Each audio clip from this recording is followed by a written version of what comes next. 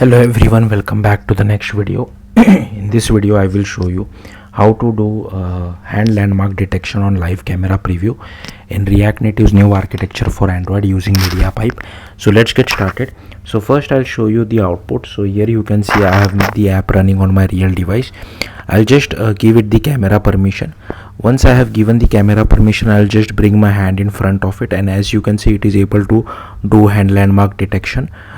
So I'm just changing the poses of my hand, so hopefully you get it. So yeah, that's it. So let's see how to achieve this in React Native.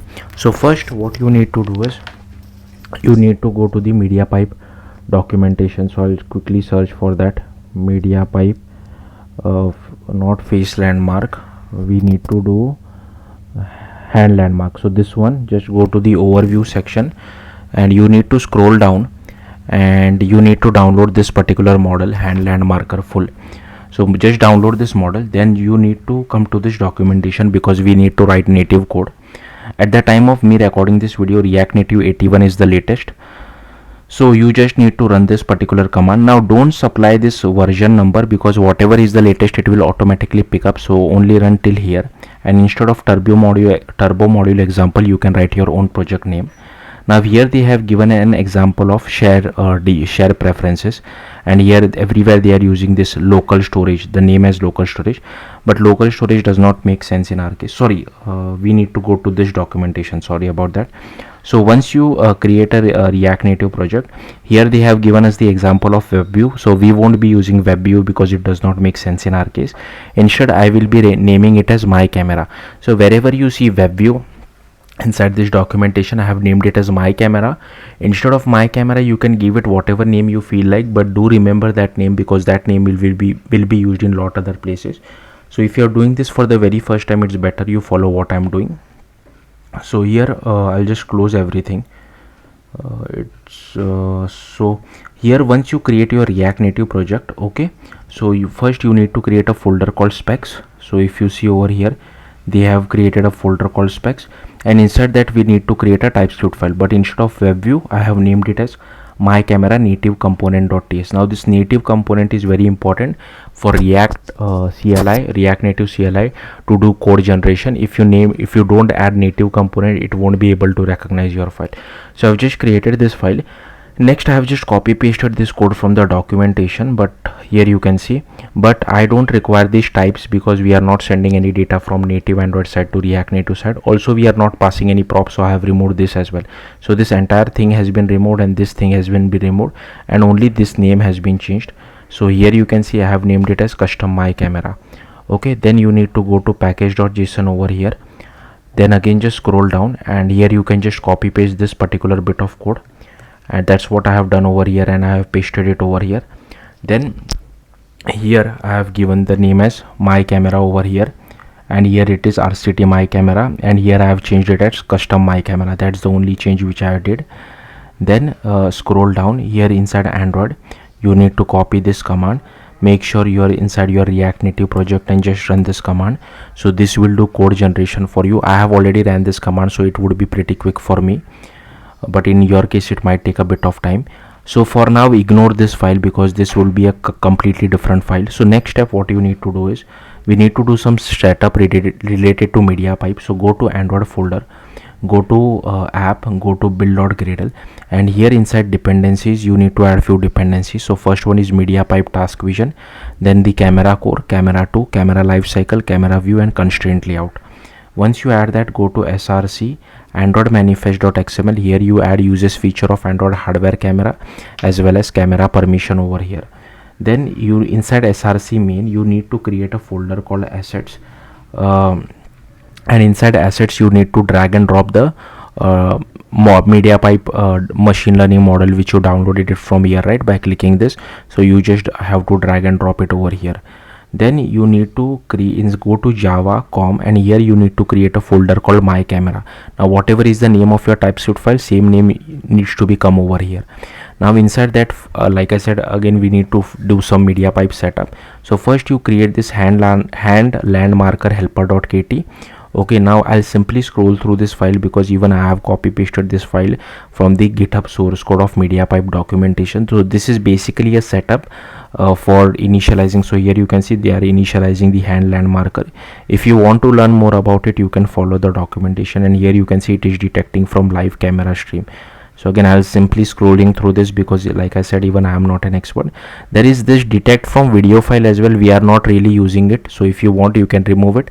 But like I said, I have basically copy pasted it, so I have copy pasted everything. I have not removed anything. And if you want to detect it from a static image also, you can use this particular method, but again, we are not really using it. I have made a separate video for static image. Here we are returning the live stream result. Here we are returning live stream error, and here are default variables which we have defined. In case if you decided to name this particular hand land marker differently, you will have to change the name over here as well.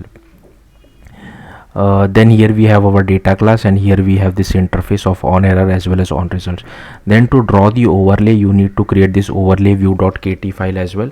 Again, I'll simply scroll through this. Feel free to pause the video and just copy all this code.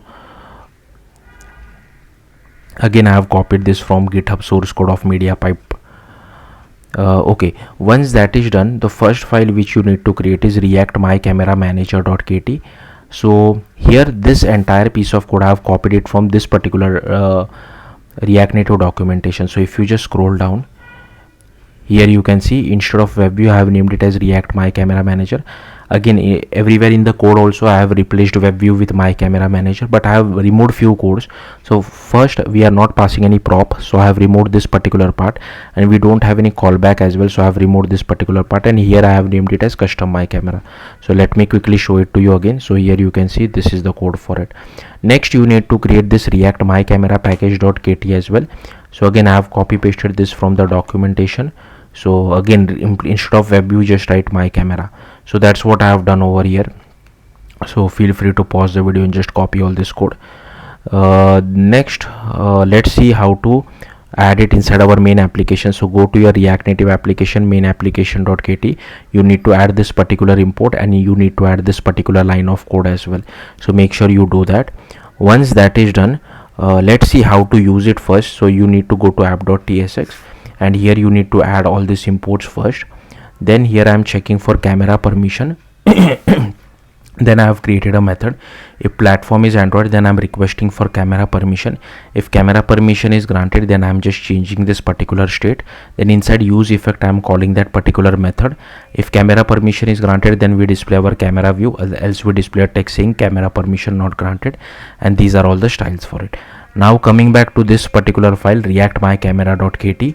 So this will be with this, we can't really copy it from anywhere, we need to write it ourselves. So firstly, these are all the imports, so feel free to pause the video and copy the imports. Then here we are extending hand land marker listener as well as life cycle event listener. Here is our current context, here is our camera preview, here is our overlay view, here is our background executor. Then here is our image analysis, preview, camera, process camera provider, and a front facing lens. Then here we define all the variables, default variables. Then here is our hand land marker helper. Here we get hold of our activity. Then inside init we add a life cycle event listener, we add a constraint set as well, and here we call this install hierarchy filter. I'll come back to this later on why we do that. Then this basically, this entire piece of code, this is why we do this, because our viewfinder needs to occupy the entire width and height of the screen. Same for our overlay view as well. That's what I do over here to make it occupy entire width and height of the screen.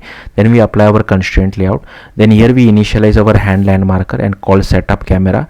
Then here why we are calling this code, so this is basically a hack which we need to do.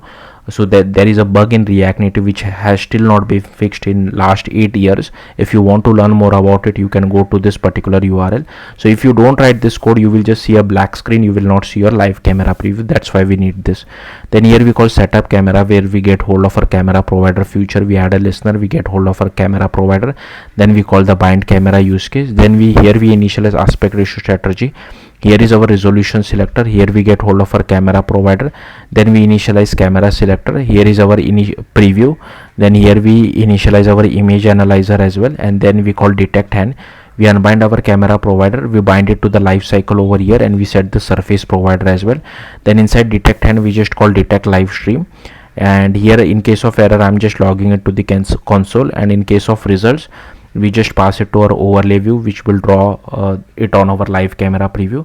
And here on host resume, if hand line marker is closed, then we set it up. On host pause, if it is initialized, then we clear the hand line marker, and on host desktop we shut down as well as call await termination. So yeah, that's all there is to it. If you have any questions, do let me know in the comments. Thank you for watching. Bye.